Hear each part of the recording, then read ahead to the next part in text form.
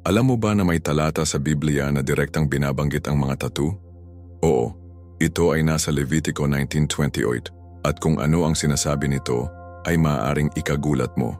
Sa loob ng maraming taon, ang paksang ito ay nakabuo ng matinding debate sa mga Kristiyano. Ang ilan ay naniniwala na ang mga tattoo ay isang kasalanan, habang ang iba ay nag-iisip na ito ay isang paraan lamang ng pagpapahayag. Ngunit ang totoong tanong ay, ano ang sinasabi ng Diyos tungkol dito? Maaapektuhan ba ng tattoo ang ating relasyon sa Kanya?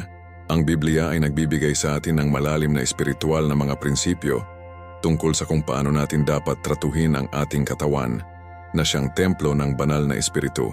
1 Corinto 6:20. Gayunpaman sinasabi rin ito sa atin na ang Diyos ay tumitingin sa puso at hindi lamang sa panlabas.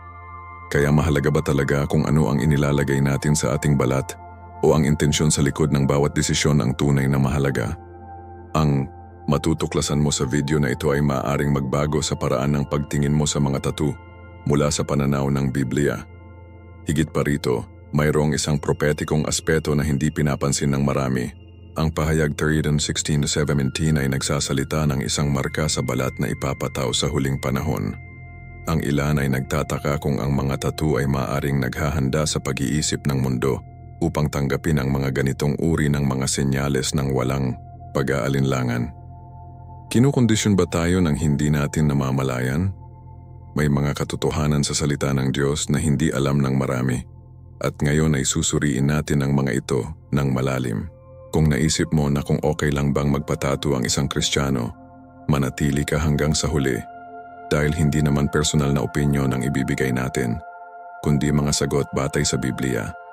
At bago tayo magsimula, sabihin sa akin sa mga komento. Sa tingin mo ba ang mga tattoo ay isang kasalanan o isang bagay lamang ng personal na kagustuhan? Gusto kong malaman ang opinyon mo bago ko ihayag ang katotohanan na kakaunti lang ang gustong sabihin. Ngayon, samahan mo ako sa biblikal na paglalakbay na ito at sama-sama nating tuklasin kung ano talaga ang sinasabi ng Diyos tungkol sa mga tattoo. Mula noong sinaunang panahon, ang Diyos ay nagtatag ng mga prinsipyo para sa kanyang mga tao upang mamuhay sa isang banal at nakatalagang paraan sa kanya. Sa Levitico 19:28, mababasa natin, "Huwag kayong gagawa ng anumang sugat para sa inyong sarili para sa mga patay o gagawa ng anumang marka sa inyong sarili. Ako ang Panginoon." Ang talatang ito ay madalas na binabanggit upang magtaltalan na ang mga tattoo ay ipinagbabawal. Ngunit ito ba ay talagang simple? Upang maunawaan ito, dapat nating suriin ang konteksto kung saan ibinigay ng Diyos ang utos na ito sa Israel. Noong sinaunang panahon, minarkahan ng mga paganong bansa ang kanilang katawan ng mga simbolo ng idolatriya na iniaalay ang mga ito sa huwad ng mga Diyos. Kaya't ang utos na ito ay hindi lamang aesthetic, ngunit isang tawag sa espiritual na paghihiwalay upang maiwasan ang mga gawin na nakakahawa sa kadalisayan ng mga tao ng Diyos. Ang malaking tanong ay, pareho pa rin ba ang kahulugan nito ngayon? Kapag nagbabasa tayo ng Biblia, dapat nating tandaan na ang konteksto ay ang lahat. Sa panahon ni Moses, ang mga tattoo ay hindi nakita bilang isang simpleng anyo ng sining o personal na pagpapahayag, ngunit bilang isang tanda ng pag-aari sa mga paganong kulto at madilim na ritual. Ang mga marka sa balat ay nauugnay sa idolatrosong mga gawain, isang bagay na hinatulan ng Diyos. Gayunpaman, ngayon maraming tao ang nagpapatato na walang kaugnayan sa idolatriya. Nagtatato sila ng mga talata sa Biblia, mga simbolo ng pananampalataya, o isang bagay na may personal na halaga.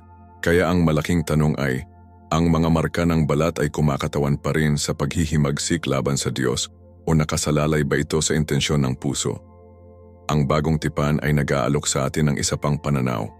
Sa 1 Corinthians 6:19-20, pinaalalahanan tayo ni Pablo, "Hindi ba ninyo alam na ang inyong katawan ay templo ng Espiritu Santo sa loob ninyo, na tinanggap ninyo mula sa Diyos?"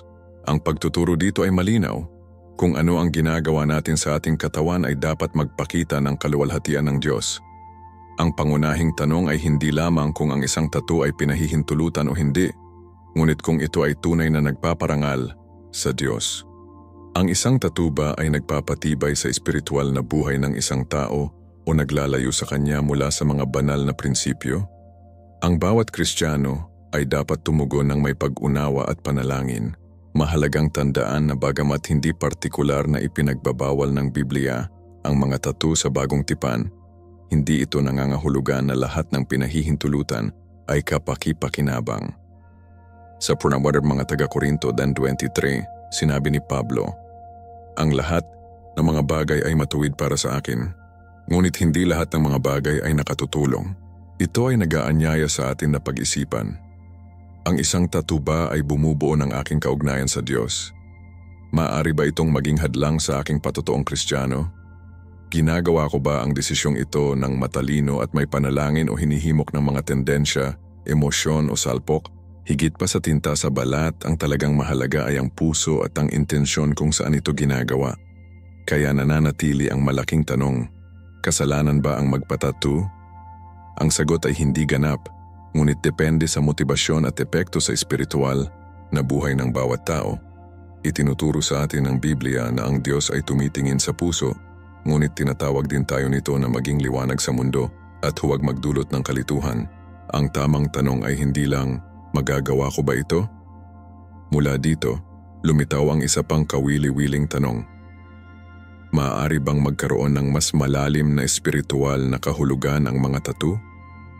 Upang maunawaan kung ano ang sinasabi ng Biblia tungkol sa mga tattoo, hindi sapat na basahin ang isang talata at tumalon sa mga konklusyon. Ang makasaysayang, kultural at espiritual na konteksto ay susi. Sa Lumang Tipan, nagbigay ang Diyos ng mga utos sa Israel na ihiwalay sila sa mga paganong bansa sa kanilang paligid. Sa mga kulturang iyon, ang mga tattoo ay hindi simpleng mga palamuti, ngunit mga marka ng espiritual na pagkaalipin at dedikasyon sa mga Diyos-Diyosan. Ang mga Canaanites, Egyptian at iba pang mga sibilisasyon ay gumamit ng mga marka ng balat upang sumamba sa mga huwad na Diyos at makakit ng di umano'y mystical na mga pagpapala. Nais ng Diyos na humiwalay ang mga tao sa mga gawaing ito, kaya nagtakda siya ng mahigpit na mga tuntunin. Ngunit nangangahulugan ba ito na ang prinsipyo ay nalalapat pa rin sa parehong paraan ngayon? Noong panahon ng Biblia, ang mga tattoo ay nauugnay din sa mga gawaing okultismo at espiritual na kasunduan. Ang ilang mga marka sa katawan ay ginamit sa mga ritual ng panghuhula, pangkukulam o kahit na isil ang isang tao bilang pag-aari ng isang paganong Diyos. Kinasusuklaman ng Diyos ang mga kaugaliang ito, hindi dahil mayroon siyang anumang bagay na laban sa tinta sa balat, ngunit dahil ang mga ito ay kumakatawan sa isang koneksyon sa espiritual na mundo ng kaaway. Malinaw na nagbabala ang Deuteronomio 18:9 na kadambem laban sa mga gawaing ito. Pagdating mo sa lupain na ibinibigay sa iyo ng Panginoon mong Diyos, huwag kang matutong sumunod sa mga kasuklam-suklam ng mga bansang iyon. Ang tanong na dapat nating itanong sa ating sarili ay, umiiral pa ba ang mga tattoo na may espiritual na implikasyon o sining lang ba sila ngayon? Ang isa pang mahalagang punto ay ang Lumang Tipan ay may mga tiyak na batas para sa mga tao ng Israel na hindi naaangkop sa parehong paraan sa mga Kristiyano sa ilalim ng biyaya ni Kristo. Halimbawa, ipinagbabawal din ng Leviticus ang pagkain ng shellfish, pagsusuot ng damit na gawa sa iba't ibang tela, at paghawak sa ilang maruruming hayop. Gayunpaman sa Bagong Tipan makikita natin na marami sa mga batas na ito ay natupad kay Kristo at hindi na nagbubuklod sa mga mananampalataya, nilinaw ng Colossus 2:16-17. Kaya't huwag kayong hatulan ng sino man sa inyong kinakain o iniinom o tungkol sa isang kapistahan o bagong buwan o mga araw ng Sabat. Ang mga ito ay anino ng darating. Ang tanong ay, ang pagbabawal ba sa mga tattoo ay bahagi ng isang pansamantalang seremonyal na batas o ito ba ay nagpapakita ng walang hanggang simulain ng Diyos? Kung titingnan natin ang ating kasalukuyang lipunan, makikita natin na ang mga tattoo ay hindi na may parehong kahulugan sa relihiyon tulad ng noong unang panahon. Sa ngayon, maraming tao ang nagpapatattoo para sa mga aesthetic na dahilan bilang pag-alaala sa isang mahal sa buhay o kahit para ipahayag ang kanilang pananampalatayang Kristiyano. Gayunpaman, hindi ito nangangahulugan na ang lahat ng mga tattoo ay hindi nakakapinsala. Mayroon pa ring mga simbolo, larawan at parirala na kumakatawan sa paghihimagsik, kadiliman at kasalanan. Hindi natin maaaring balewalain na si Satanas ay patuloy na gumagamit ng maraming bagay para akayin ang mga tao palayo sa Diyos. kabilang ang mga simbolo at tanda ng katawan. Ang malaking tanong ay, anong mensahe ang ipinapahayag ng tattoo at paano ito nakakaapekto sa ating espiritual na buhay? Sa buong Biblia, nakikita natin na ang Diyos ay tumitingin hindi lamang sa ating mga aksyon, kundi pati na rin sa ating mga intensyon at motibasyon. Ang marka sa balat ay hindi ang problema sa sarili nito, ngunit kung ano ang kinakatawan nito para sa taong may suot nito. Itinuro ni Jesus na ang nagpaparumi sa isang tao ay hindi kung ano ang panlabas, kundi kung ano ang nagmumula sa kanyang puso. Mateo 11. Kung ang isang tattoo ay ipinanganak dahil sa pagmamataas, walang kabuluhan, o isang pagnanais para sa paghihimagsik, kung gayon mayroong isang espiritual na problema. Ngunit kung ang isang tao ay nagpasya na markahan ang kanilang balat ng isang mensahe ng pananampalataya, iba ba ito? Dinadala tayo nito sa isang mahalagang punto. Maaari bang magkaroon ng mas malalim na espiritual na kahulugan ang tattoo sa ating panahon? Isa sa pinakamadalas na binanggit na mga talata kapag tinatalakay ang mga tattoo at pananampalataya ay ang 1 Corinto 9:20, kung saan sinabi ni Pablo, "Hindi ba ninyo nalalaman na ang inyong katawan ay templo ng Espiritu Santo sa loob ninyo na tinanggap ninyo mula sa Diyos?" Dito, malinaw ang pagtuturo. Ang ating katawan ay hindi sa atin, ngunit isang templo kung saan nananahan ang Espiritu Santo. Bilang mga Kristiyano, ang bawat desisyon na gagawin natin tungkol sa ating katawan ay dapat magpakita ng karangalan at paggalang sa Diyos. Kaya ang hindi maiiwasang tanong ay, ang pagpapatattoo ba ay isang paraan ng pagluwalhati sa Diyos o sumasalungat ba ito sa prinsipyong ito? Upang maunawaan ito, mahalagang tandaan ang layunin ng isang templo. Sa lumang tipan, ang templo ng Diyos ay isang sagradong lugar na itinalaga para sa kanyang kaluwalhatian. Walang pumasok doon ng walang kaukulang paghahanda at kadalisayan.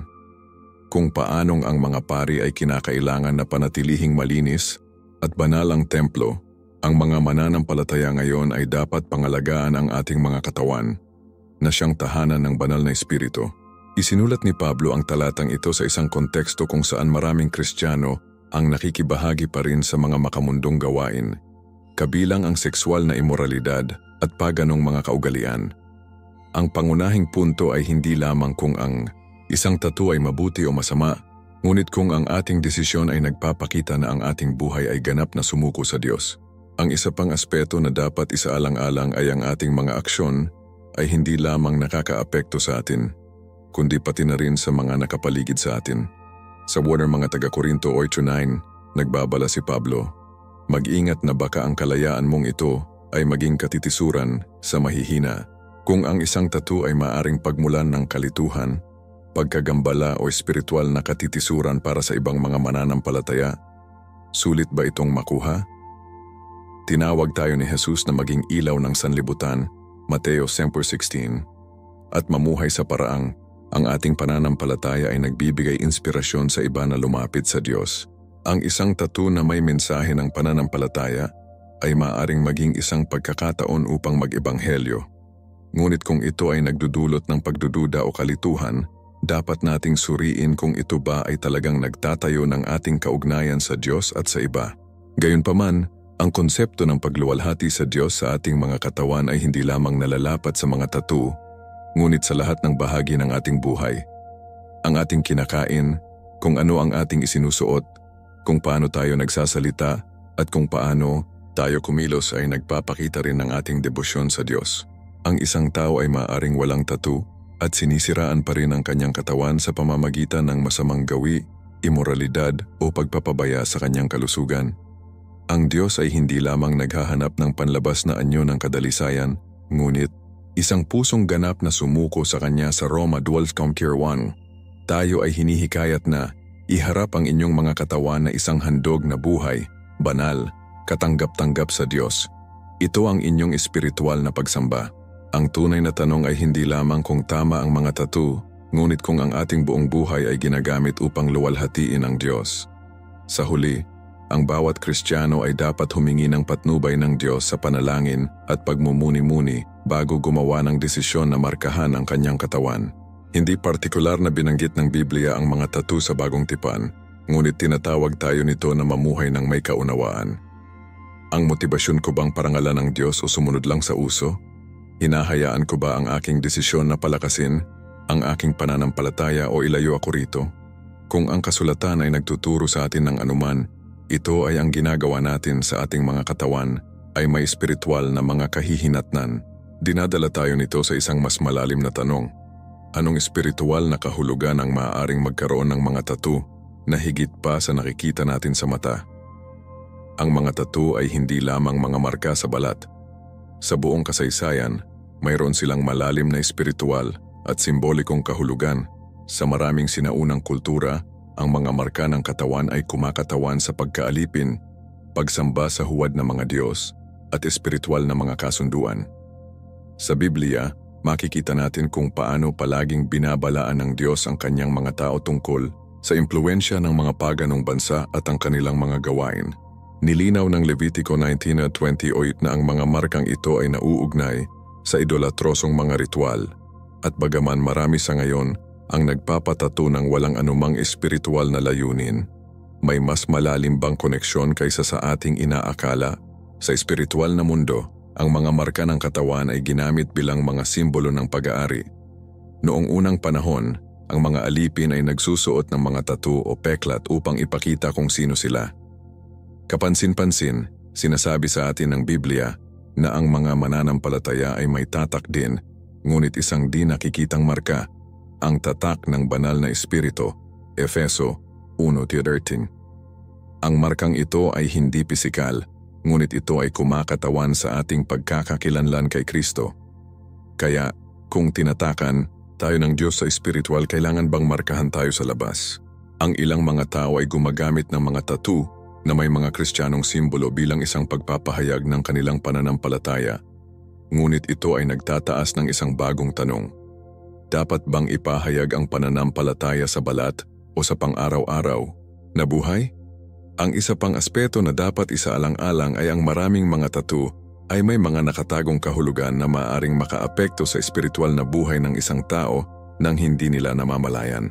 Ang ilang tila hindi nakakapinsalang mga disenyo ay nag-ugat sa okulto, pangkukulam o mga relihiyon na salungat sa pananampalatayang Kristiyano. Itinuturo sa atin ng Biblia na si Satanas ay gumagamit ng mga simbolo at tanda para impluensyahan ang mga tao. Sa Deuteronomio 7:25-26, iniutos ng Diyos na sirain ang lahat ng bagay na nauugnay sa pagsamba sa Diyos-Diyosan dahil ito ay maaaring makahawa sa espiritual. Ilang mga Kristiyano ang nagpatato ng hindi nalalaman kung ano talaga ang ibig sabihin ng simbolo sa kanilang balat. Bilang mga mananampalataya, tayo ay tinawag na maging maingat at mabatid ang espiritual na epekto ng ating mga desisyon.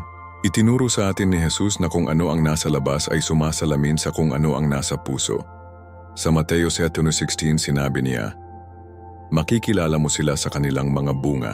Nangangahulugan ito na ang ating mga aksyon, salita at mga pagpipilian ay nagpapakita kung sino ang namamahala sa ating buhay. Ang isang tattoo ay hindi tumutukoy sa isang tao, ngunit maaari itong magbunyag ng isang bagay tungkol sa kanilang pagkakakilanlan at paniniwala. Sa makatuwid, bago magpatattoo, dapat tanungin ng isang Kristiyano ang kanyang sarili. Sinasalamin ba ng tattoo na ito ang aking pananampalataya sa Diyos? Naaayon ba ito sa mga halaga ng Ebanghelyo? Niluluwalhati ba nito si Kristo o nakabatay ba ito sa pagmamataas, walang kabuluhan o pagrerebelde? Ito ay hindi lamang tungkol sa sining sa balat, ngunit tungkol sa mensaheng ipinahahatid natin sa bawat pagpili. Sa huli, ang talagang mahalaga ay hindi lamang ang tinta sa ating balat, kundi kung ano ang dinadala natin sa ating mga puso. Hindi tinatanggihan ng Diyos ang isang tao dahil sa pagkakaroon ng mga tattoo, ngunit sinusuri niya ang mga intensyon ng bawat tao.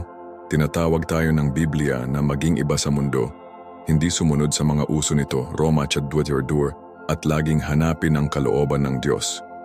Ang sumusunod na tanong ay, makaka-impluwensya ba ang isang tattoo sa espiritual na pag-iisip ng isang tao? Magagawa mo ba ang paraan para tanggapin ang isang bagay na mas mapanganib sa hinaharap? Ang mga marka sa katawan ay palaging may kahulugan na higit sa nakikita. Noong panahon ng Biblia, ginamit ang mga tatak upang makilala ang mga alipin, mga bilanggo, at mga sumasamba sa mga paganong Diyos. Ipinakikita sa atin ng Biblia na ang mga palatandaang ito ay hindi lamang pampalamuti kundi isang pagpapahayag ng espiritual na pag-aari. Halimbawa sa Exodo 21:6, ang isang alipin na nagpasiyang maglingkod sa kanyang Panginoon, magpakailanman ay minarkahan sa kanyang tainga bilang simbolo ng kanyang pagpapasakop.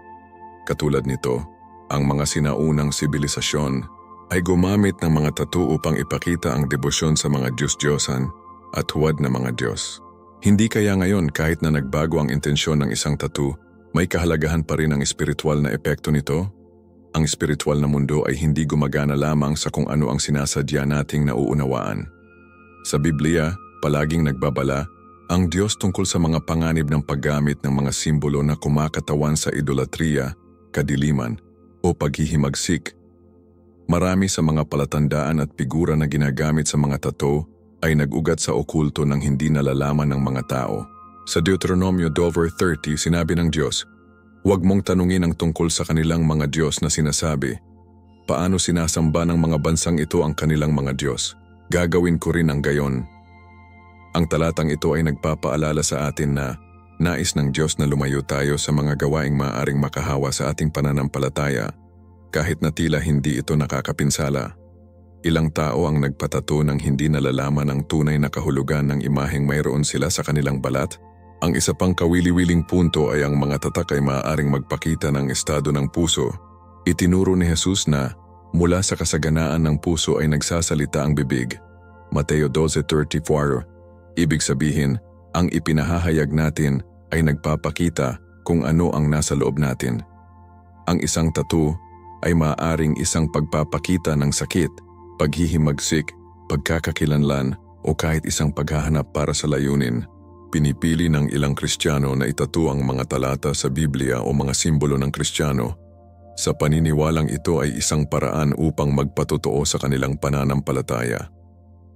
Ngunit ang pangunahing tanong ay, kailangan ba natin ng marka sa ating balat upang patunayan na tayo ay kay Kristo o ang ating buhay ay sumasalamin na dito? Ang kaaway ay palaging naghahanap ng mga paraan upang markahan ang pagkakakilanlan ng mga tao. Sa Biblia, makikita natin na ang Diyos ay nagtatag din ng mga tanda ng pagkakakilanlan, ngunit hindi sa laman, kundi sa espiritu. Sa Ezekiel 9:4, ang Diyos ay nag-utos ng isang marka sa noo ng mga taong tapat sa Kanya na nagpapaiba sa kanila sa mga nasa kasalanan. Sa Bagong Tipan, nakita natin na ang mga mananampalataya ay tinatakan ng banal na espiritu. Efeso 1:13. Ibig sabihin ang tunay na marka na mahalaga ay hindi ang taglay natin sa ating balat, kundi ang inilagay ng Diyos sa atin.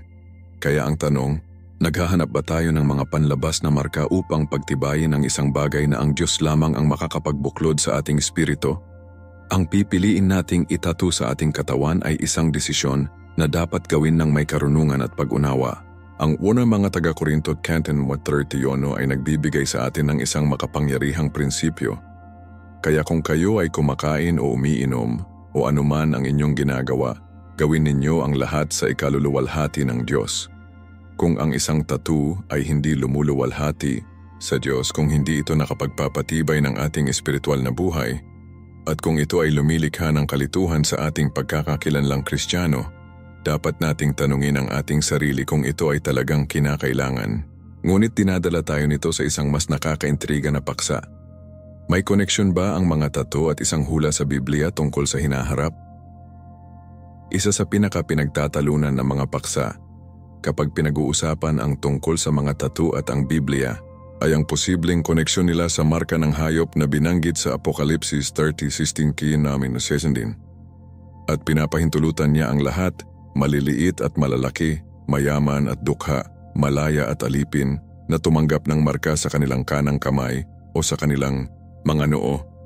At walang sino man ang maaaring bumili o magbenta maliban sa sino mang may tatak ng kaniyang pangalan o ng pangalan ng hayop.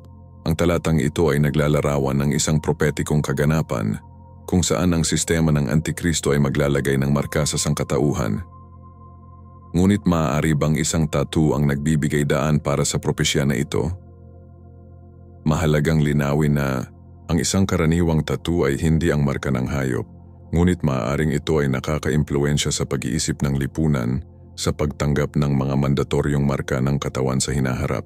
Hindi kailanman ipinakilala ni Satanas ang kasalanan ng biglaan. Unti-unti itong pinapanormalize. Sa mga nakaraang henerasyon, ang pagmamarka sa katawan ay hindi karaniwan.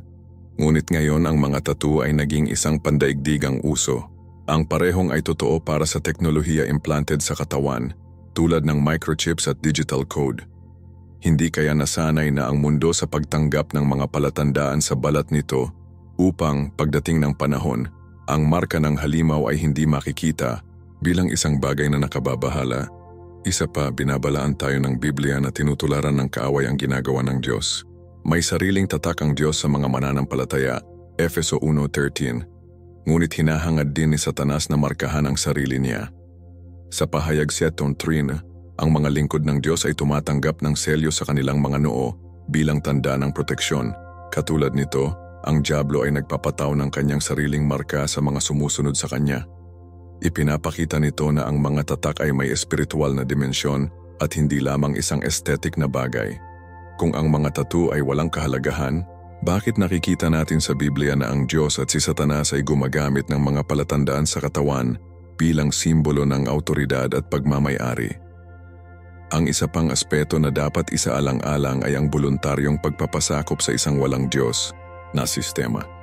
Ang marka ng hayop ay hindi ipapataw sa pamamagitan ng puwersa, ngunit tatanggapin ito ng mga tao dahil sa kaginhawahan o panlipunang panggigipit. Ngayon, maraming mga tao ang tumatanggap ng pagpapatattoo nang hindi sinusuri kung ano ang kanilang inilalagay sa kanilang katawan. Kung ang isang tao ay handang i-brand ang kanilang sarili ng walang pag-aalinlangan, gaano pa kaya ang gagawin nila kapag ang hinaharap na tatak ay nangangako ng pang-ekonomiyang at panlipunang seguridad? Ito ay isang bagay ng mental at espiritual na paghahanda. Ito ay hindi lamang tungkol sa pag-iwas sa mga tattoo, ngunit tungkol sa pagbuo ng isang nabagong isip kay Kristo, Roma 12:2, upang hindi mahulog sa panlilinlang. Sa konklusyon, bagamat ang kasalukuyang mga tattoo ay hindi ang mark of the beast, maaaring nakasanayan na nila ang mundo na tanggapin ang ideya na ang pagmamarka sa katawan ay isang bagay na natural.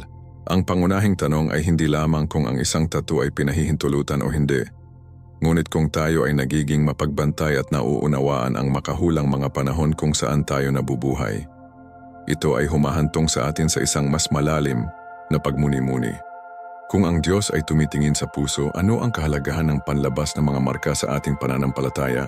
Maraming mga Kristiyano ang nangangatuwiran na ang Diyos ay tumitingin lamang sa puso at hindi sa panlabas, kaya ang tattoo ay hindi dapat maging problema. At sa isang bahagi, ito ay totoo. Hindi hinuhusgahan ng Diyos ang mga tao sa kanilang hitsura ngunit sa kanilang kakanyahan.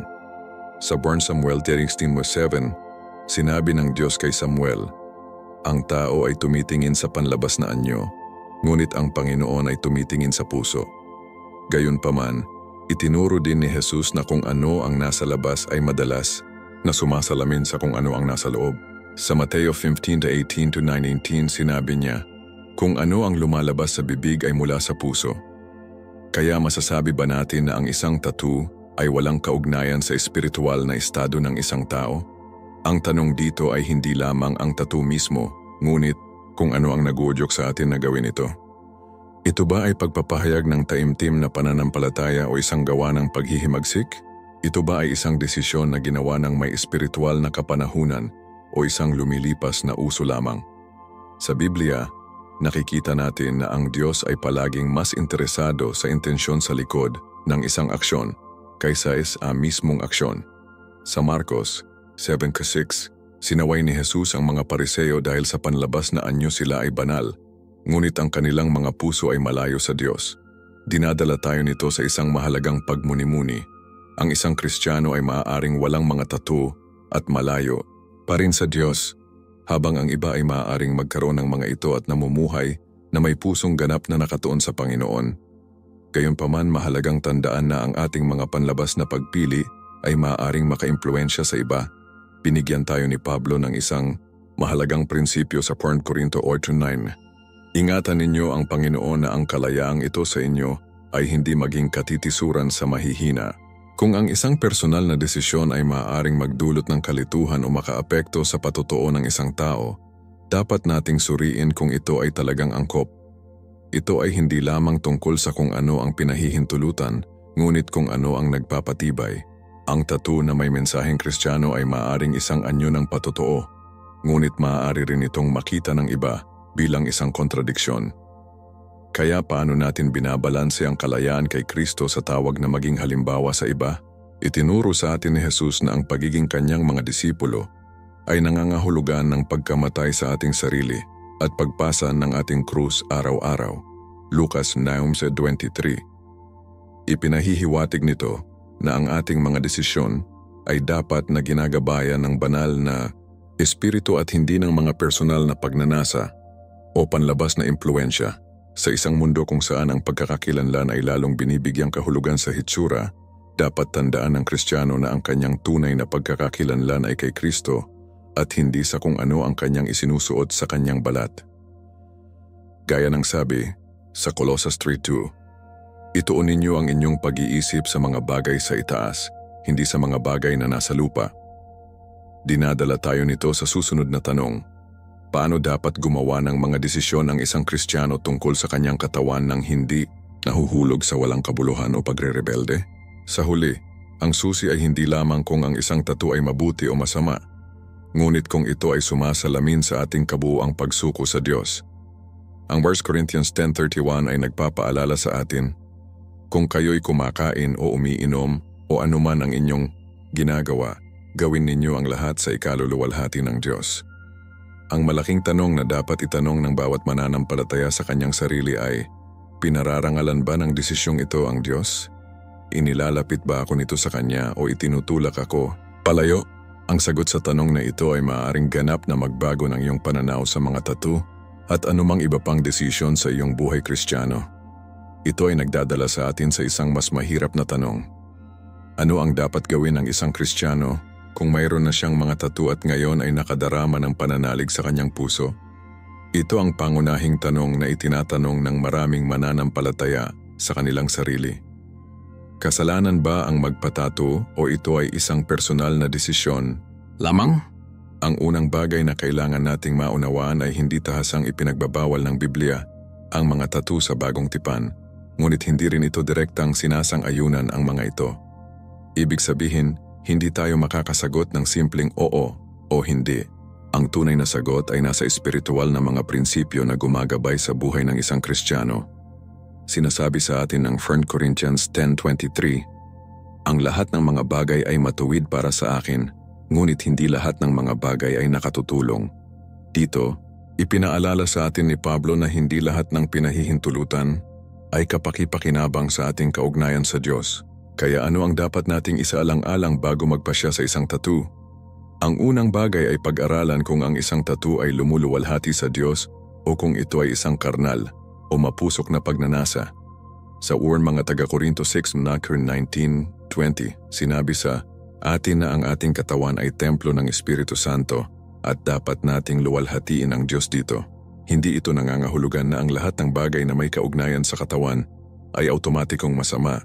Ngunit ang bawat desisyon ay dapat gawin ng may paggalang at pag-unawa. Ang pagpapatato ba ay talagang isang paraan para parangalan ang Diyos o ito ba ay isang lumilipas na uso? Kung hindi malinaw ang sagot, makabubuting manalangin at maghintay sa patnubay ng Diyos bago gumawa ng permanenteng desisyon. Ang isa pang puntong dapat isaalang-alang ay ang patotoong Kristiyano. Tinawag tayo ni Jesus na maging ilaw ng sanlibutan, Mateo 5:16, na nangangahulugan na ang ating mga kilos ay dapat magbigay ng inspirasyon sa iba na lumapit sa Diyos. Kung ang isang tattoo ay maaring magdulot ng kalituhan o maging sanhi ng pagkatisod ng isang tao sa kanilang pananampalataya, dapat nating tanungin ang ating sarili kung ito ay talagang sulit. Itinuro sa atin ni Pablo sa Roma 14:21. Mabuti ang hindi kumain ng karne, ni uminom ng alak, ni gumawa ng anumang bagay na makapagpapatisod sa iyong kapatid o masaktan o humina. Bagaman hindi ito partikular na tumutukoy sa mga tattoo, ang prinsipyo ay pareho. Kung ang isang bagay ay maaaring negatibong makaapekto sa iba, pinakamahusay na iwasan ito. mahalaga rin na suriin ang motibasyon sa likod ng desisyon. Sa Jeremiah 7:9, sinasabi ng Biblia na ang puso ay magdaraya ng higit sa lahat ng bagay at lubhang masama. Maraming beses na naniniwala tayo na gumagawa tayo ng mga desisyon para sa mabubuting dahilan, ngunit sa katotohanan ay ginagabayan tayo ng walang kabuluhan, panlipunang panggigipit o isang pagnanais para sa pagpapahayag ng sarili na walang kinalaman sa Diyos. Bago magpatatu, dapat tanungin ng isang Kristiyano ang kanyang sarili. Ginagawa ko ba ito dahil pinangungunahan ako ng banal na espiritu o dahil gusto kong sumunod sa isang kalakaran? Ang pagkakaiba sa pagitan ng dalawang sagot ay napakahalaga. Sa huli, ang desisyon na magpatatu ay isang bagay sa pagitan ng bawat tao at ng Diyos. Ito ay hindi tungkol sa pagpapataw ng panlabas na mga tuntunin, ngunit tungkol sa paglalapat ng mga prinsipyo ng Biblia ng may karunungan. Kung ang isang tao ay nakakaramdam ng paninindigan sa kanilang puso na ang isang tattoo ay hindi tamang gawin, dapat nilang sundin ang boses na iyon. At kung ang isang tao ay mayroon ng mga tattoo at nakakaramdam ng pagkakasala, dapat nilang tandaan na hindi tayo hinahatulan ng Diyos para sa nakaraan, bagkus ay tinawag tayo upang mamuhay sa kabanalan mula ngayon. Ngunit ito ay nagdadala sa atin sa isang pangwakas at mahalagang tanong. Kung ang isang Kristiyano ay nagpasyang magpatato, ano ang dapat niyang isaalang-alang na gawin ito sa paraang nagpaparangal sa Diyos? Iniwan tayo ni Pablo ng isang napakahalagang prinsipyo para sa buhay Kristiyano sa 1 Corinthians 10:23. Lahat ng bagay ay pinahihintulutan sa akin, ngunit hindi lahat ay maginhawa. Lahat ay ipinahihintulot sa akin, ngunit hindi lahat ay nagpapatibay. Ang talatang ito ay hindi lamang nalalapat sa mga tattoo, ngunit sa anumang desisyon na gagawin natin sa ating buhay. Dahil lamang sa isang bagay na hindi tahasang ipinagbabawal sa Biblia, ay hindi nangangahulugan na ito ay kapaki-pakinabang sa ating kaugnayan sa Diyos. Maraming beses ang mga Kristiyano ay naghahanap ng mga direktang sagot tungkol sa kung ano ang maaari at hindi nila magagawa, ngunit ang tunay na tanong ay, ito ba ay nagpapatibay sa akin sa espiritual o lumalayo sa akin mula sa Diyos? Ang panganib ay ang pagbibigay katwiran sa ating mga aksyon na nang hindi isinasaalang-alang ang kanilang espiritual na epekto. Halimbawa, maraming bagay na hindi kasalanan sa kanilang sarili, ngunit maaaring maging distraction o hadlang sa ating buhay Kristiyano. Maaaring hindi direktang hinatulan ng Biblia ang mga tattoo, ngunit dapat nating tanungin ang ating sarili. Pinalalakas ba nito ang aking pananampalataya? O ginagawa akong higit na umaayon sa mundo? Sa Roma 12:2 binalaan tayo ni Pablo, huwag kayong umayon sa mundong ito kundi magbago kayo sa pamamagitan ng pagbabago ng inyong pag-iisip. Ito ay hindi tungkol sa pagsunod sa mga uso o kaugalian, ngunit tungkol sa pamumuhay ng may pag-unawa. Gumagawa ba tayo ng mga desisyon batay sa kalooban ng Diyos o kung ano ang itinuturing ng mundo na katanggap-tanggap? Ang isa pang aspeto na dapat isaalang-alang ay kung paano nakakaapekto ang ating mga desisyon sa iba. Sa mga taga-Korinto or Troika 9, sinabi sa atin, tiyakin na itong kalayaan mo ay hindi maging katitisuran sa mahihina. Nangangahulugan ito na hindi lamang natin dapat isipin kung ano ang mabuti para sa atin, kundi pati na rin ang epekto ng ating mga aksyon sa pananampalataya ng iba. Kung may makakita sa ating tattoo at ipakahulugan ito bilang isang simbolo ng paghihimagsik o pagkalito, talagang itinatayo ba natin ang katawan ni Kristo? Tinawag tayo ni Jesus na maging isang ilaw sa mundo, Mateo 5:16. At ang ating buhay ay magpapakita ng kanyang kaluwalhatian sa lahat ng ating ginagawa, kabilang ang mga desisyon tungkol sa ating katawan. Ang pangunahing tanong dito ay hindi lamang, magagawa ko ba ito? Ngunit dapat ko bang gawin ito? Bilang mga Kristiyano, tinawag tayong hanapin ang kalooban ng Diyos sa bawat bahagi ng ating buhay. Ang 1 Corinto 12 ay nagbibigay sa atin ng isa pang mahalagang simulain. Ang lahat ng mga bagay ay matuwid para sa akin, ngunit hindi lahat ng mga bagay ay angkop. Ibig sabihin kahit na ang isang bagay ay pinahihintulutan, kung ito ay nangingibabaw sa atin, nakakagambala sa atin o lumalayo sa atin sa Diyos, ito ay hindi isang bagay na dapat nating payagan sa ating buhay. Ang tattoo ba ay isang aesthetic na desisyon lamang o maaari ba itong maging isang bagay na nakaka-impluwensya sa ating pagkakakilanlan at sa ating paraan ng pagtingin sa ating sarili? Sa huli, dapat gawin ng bawat Kristiyano ang desisyong ito ng may panalangin at pagmumuni-muni.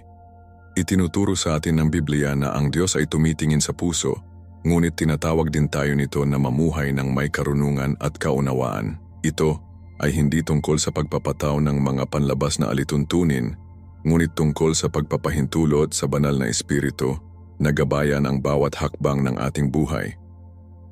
Kung ang desisyon na magpatatoo ay ginawa ng may pusong sumuko sa Diyos at may pananalig na hindi ito hadlang sa pananampalataya, kung gayon ang bawat mananampalataya ay dapat kumilos ayon sa kanilang budhi, ngunit ito ay nagdadala sa atin sa isang mas malalim na tanong.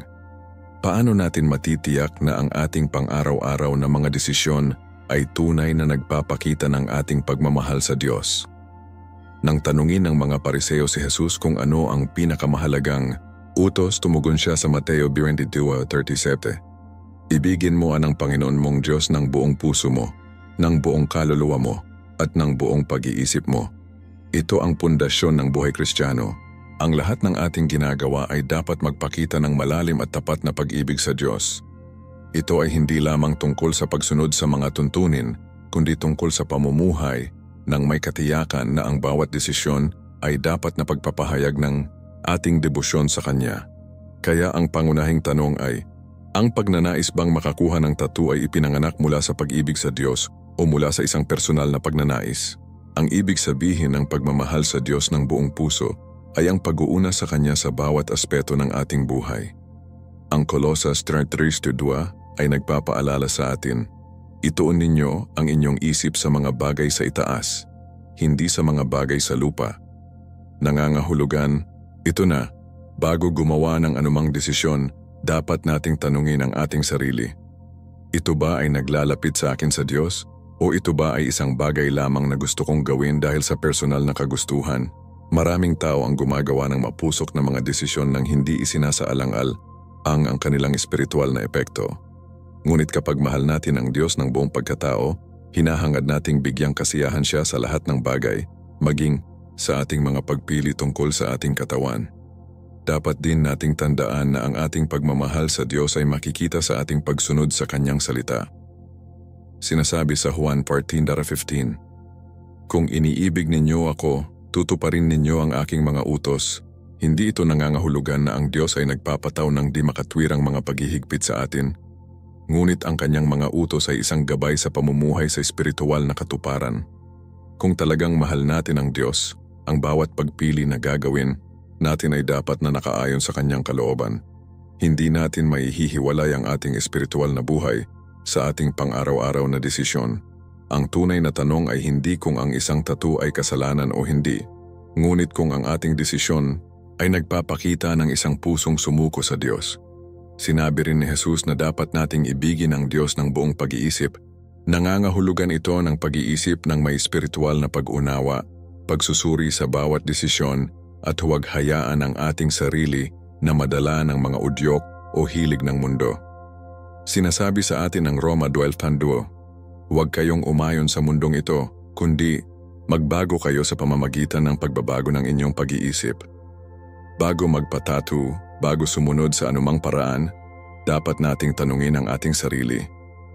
Ang desisyon ba na ito ay sumasalamin sa isang isip na binago ng Diyos o ito ba ay naiimpluwensyahan ng mundo?